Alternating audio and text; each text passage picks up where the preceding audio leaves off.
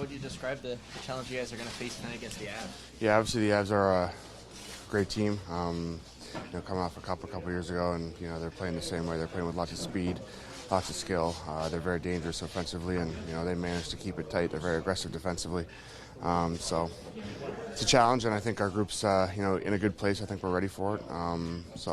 We expect to be very competitive tonight. Is one of the more unique players in the league, given his speed, the size, the touch, everything that he does? Yeah, I think so. He's obviously extremely dangerous, but he's big and strong, and plays at high speed, like you said. So he presents a lot of challenges. He's one of the topics of conversation here today, and we'll be prepared for that tonight. What would you say is the biggest challenge with him? He's like leading the league in miles skated this year, so do you have to be worried about chasing him around too much? Or? I don't think you have to worry about chasing him around too much. I think you're going to lose that battle. I think you want to play within structure. You want to make it tough on him, try to take away time and space. He's obviously very skilled, plays with a lot of speed and strength. So, again, there's a challenge there, but our group's going to be ready tonight. What do you appreciate about Makar and the way he plays the position? Yeah, I think everything. I think how he moves, how he skates. What he's able to do with the puck. His offensive instincts are great. So again, he'll be one of those guys that we talk about before the game, and got to know where he's at. And there's challenges all up and down their lineup. So overall, you looking forward to that challenge from the perspective of Oregon and what Colorado can bring, with their standings and all that sort of thing? Yeah, I think so. They're a good team, and we're at home here. We're feeling good, so this is a good challenge for us. And these ones are fun. They're challenging. They're tough. They're very competitive. But that's what you want. We focus on Austin's shot a lot, but he's got pretty soft hands for a big guy. How would you describe his abilities in tight around the net? Yeah, he's obviously very talented, and it's not just his shot. He can score in all types of ways, and his hands, his playmaking, his skating. He's got all types of stuff going for him. The 5-minute overtime hasn't been kind to you guys. Is it the kind of thing you hope evens out by the end of that regular season? Yeah, I think so. We talk about what we can do to improve on that. How to play it, if it goes your way, it's great. If if you end up losing, it can be a little bit frustrating. So hopefully it all comes out in the wash. But ultimately, you want to tighten up in that area and improve on that aspect of the game. And we'll look to do that moving forward. But ideally, we're winning without that in the first place. Your teammates have been pushing the fans to vote for you for the All-Star. Yeah, a little bit. I'm just curious. I know you're focused here, but what would it mean, like the first All-Star game, especially in Toronto? Yeah, I don't want to get too carried away with it. I think, my focus is always here. But just having the acknowledgement from my teammates, that's enough for me. There's a lot of love for Pontus Holmberg lately. What stands out most about him off the ice? I don't know if there's much that stands out off the ice. I think, he's a hard worker. Very popular guy around our room. I think how he plays on the ice and his skill set and, what he brings to our team, we're extremely grateful to have him, and we just want to make him feel comfortable so he can go out there and do his thing. How would you describe the challenge you guys are going to get tonight against this Avalanche team? Yeah, no doubt it's going to be difficult. They're a heck of a hockey club, with a great pedigree, and obviously some of the best players in the game. So understand what makes them successful and dynamic, and obviously for us to establish our game and try to make it difficult for them. So, we got some pretty good players too, and team as well. So stick to that team game we've been talking about a lot lately and been playing well, and know the challenge of our opponent. What makes McKinnon a unique challenge? It looks like the numbers suggest he's reached a new level this season, if that's even possible. Yeah.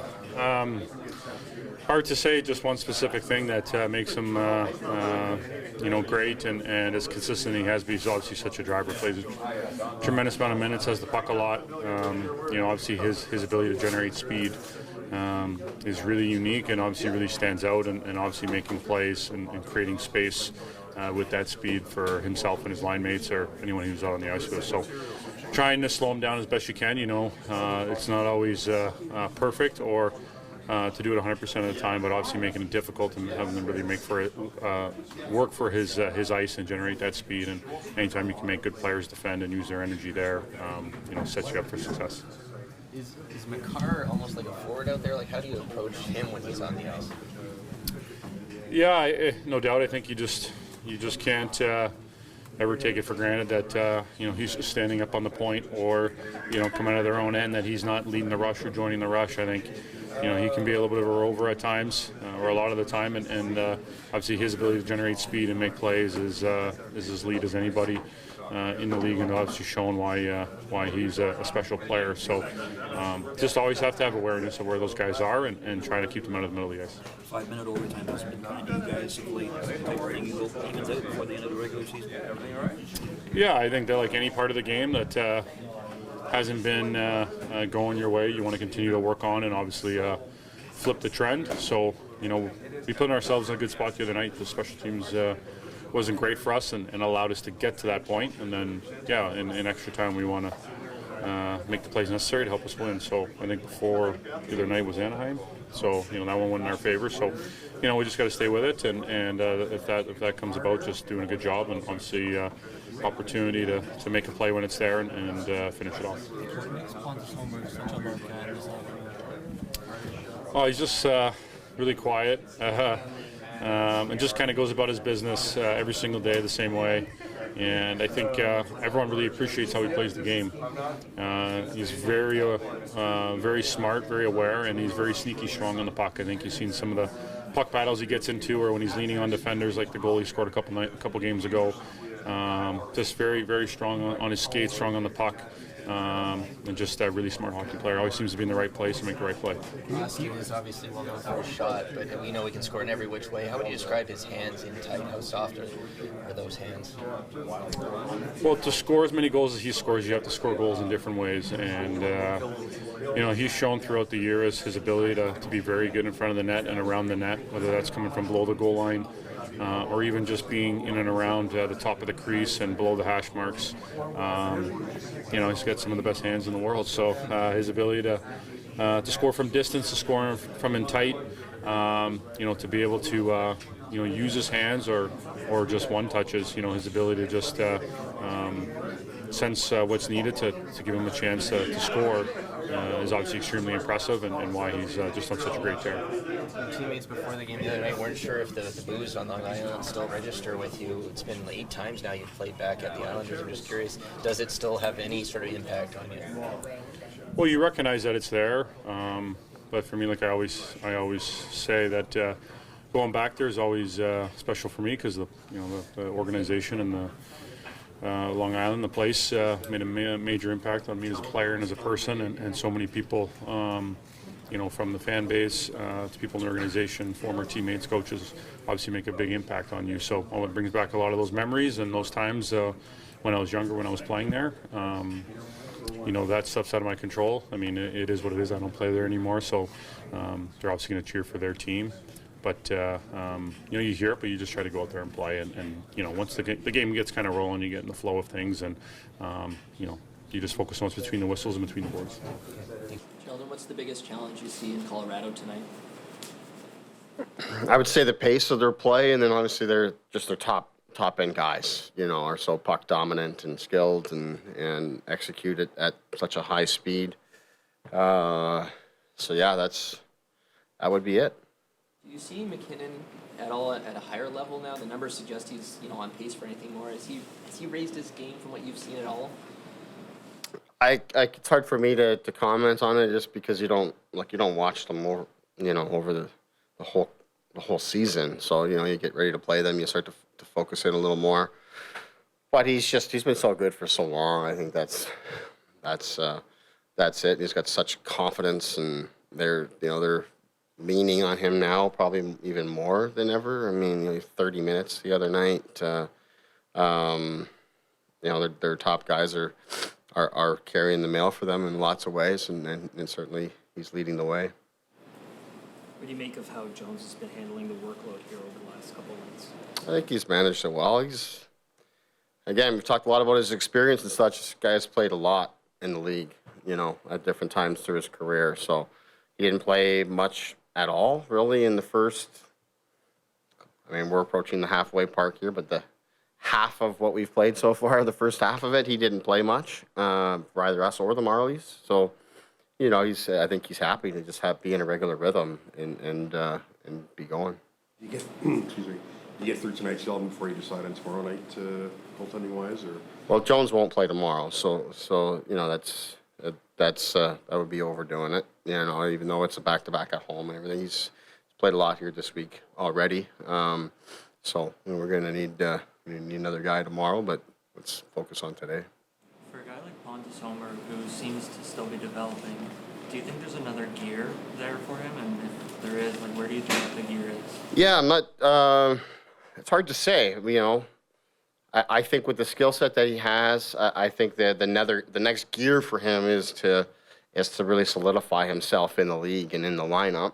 I think that's the next gear. And in terms of what it looks like beyond that, I think it's hard to say. He hasn't necessarily dominated offensively at the AHL level. So you don't know how much more is there. But with the skill set that he has, I would say beyond solidifying himself in the league, I think it's can he be more versatile up and down the lineup? Can his skill set pair well with some of your top players if you need him to? What does that look like for him? Not that he would ever, I don't think, be the driver of a line offensively or anything like that, but he's skilled enough to make a play and strong enough to play against some of the bigger and stronger and quicker guys in the league, and smart enough to help you defensively. So there's lots of good elements there that you like. That's why it was important for us to get him more involved. I think his first go around this season, from training camp to even his first call up with us, I always felt like he had more to give us, and it was part of it was on him, part of it was on us, just sorting through our lineup and what our bottom six was going to look like. And I think, as you recall, last year we really liked him. We're really excited about him. He played a lot of really good hockey for us. I think now in his second year over here, North America, he should be far more familiar with the schedule, the demands of the league, the pace of the travel and all these sorts of things that I think are major factors for guys, whether you're a junior or college player coming in or you're a European guy. Like it's a lot, and I felt the second half of last season really wore on him, and I'm hoping and looking for growth in that area this year. I'm sure you're looking for better results in the 5-minute overtime. Just wondering, when you get to the selection of players and that, is that a feel thing at that point of the game, or is there something you may have noticed earlier on that you're? Well, it's a bit of a feel. It's a bit of a historic thing. Like you're kind of going through it. We've lost a lot of games in the first minute historically, with Matthews, Marner, and Rielly together. So that's something. And then also, you got Nylander coming next and pairing him with Rielly with the second group. Was intriguing and works for us, but it really is a bit of a feel thing. Reinl comes down and like Van Ryn and says he likes McCabe to start, and away we go. Like I said, you're hoping you get through the first bit and you get into your lineup. But it didn't work out the other night. But it's some of it's historic and some of the things you've been through, and some of it's trying to spread it out a little bit. What's the Why do key? you think Bertuzzi this year has typically played? Gotcha. Why do you think Bertuzzi has typically played his best hockey this year on the line with Tavares and I just think he pairs really well with John. It's another guy that's really really strong below the dots. Hangs around the net. I think the pace of play matches him really well too. Yet I do feel that Willie is extremely important to that line as well, because he's a puck transporter. He can be puck dominant, while those guys can be a lot to handle on the inside and in the offensive zone. So I'd say that's it. At the same time, that's really all that we like. Early in the season, did it not work with Matthews because that's not a good match, or did it not work just because there's a lot more going on as you're trying to to get comfortable in the lineup and on a new team in a new city and all these things. So I think as the season goes on here, we're going to have to move Bird around a little bit more just to see, because I think he is a guy that can pair very well with with different people. We'll find out later today if more Leafs make All-Star Weekend, but we know Austin's in. I'm curious, are there parts of his personality or his skill set that you hope come out when he's away from the day-to-day grind of the season, or what do you hope comes out? I hope whatever Austin wants to come out of the experience for Austin is what comes out. I mean, that's it. I mean, Austin does a lot for our team and for our organization, and it's an honor to play in the All-Star game and represent our team, especially in this city. But for anybody that goes there, I don't think it's on us to put anything on him. It's whatever he wants to make of the experience. Curious if you saw Clifford and the guys coming to Hildeby's aid last night, highlights of that? I did, yeah. Yeah, it's good to see. Not surprising, given the character of Cliff in particular, but also just, what they're building down there. I think it really comes through in those moments. You see your leadership step up in that regard. Coach, a lot of people talk about Cale Makar, but Devon Taves gives that pairing a really interesting dynamic. From your perspective, what makes those two so difficult to play against when they're together? Yeah, I think it's this. First of all, the footwork and the speed, the way that they can move together as a pair, offensively and defensively. I think that works really well. I think Taves has got ability to make his own plays and finish his own plays, but also, from what I see, has great presence of mind to cover and pick his spots well, knowing that Makar is going to be real aggressive. So I think it's, they obviously have a great comfort playing together for a long time and having success together as a pair and as a team. It's certainly a good match, and it's one that, puck's hard to come by when those guys are out there.